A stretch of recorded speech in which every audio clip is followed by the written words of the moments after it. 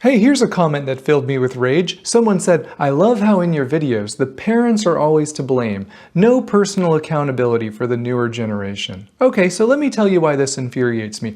I'm not saying this guy is this type of parent, but there are parents out there that treat their kids like a burden, that teach them, even unintentionally, that they need to earn love. They lash out at them with rage. They manipulate or control them. They aren't a safe place for them, or they just flat out neglect them. And the kid starts to believe that what they're experiencing, emotional or physical or psychological abuse, is what love is supposed to feel like. And I don't know if you know this about kids, but when they have a parent or caregiver that consistently reinforces the idea with their words or actions or neglect that the kid is the problem, the kid is the reason for their anger or addiction, the kid doesn't deserve affection or attention. Kids don't know enough to say, "Man, my parents are bad parents."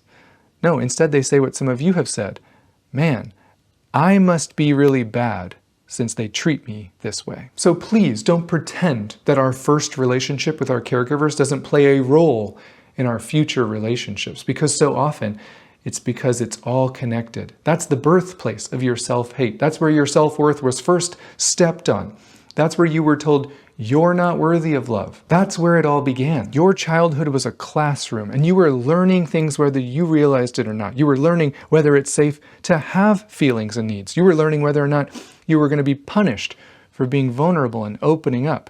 You were learning whether you deserve respect or if it's safe to set boundaries. All of that impacts your future relationships.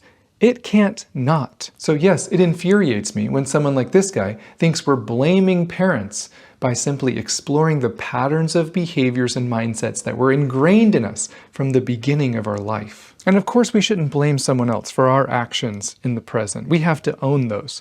But the only way to fully own it is to fully understand it. And the first step in doing that is understanding the why behind the action. And so often our childhood played some sort of role in our subconscious fears, didn't they? We might not even be aware of them. That doesn't mean we're justified to continue that behavior, but it's like pulling weeds. If you don't get to the root, the problem just comes right back, doesn't it? So let's dare to explore. Let's take accountability, let's heal, let's grow and mature, and have the courage to try something new. I, for one, am very proud of you who are on that healing journey.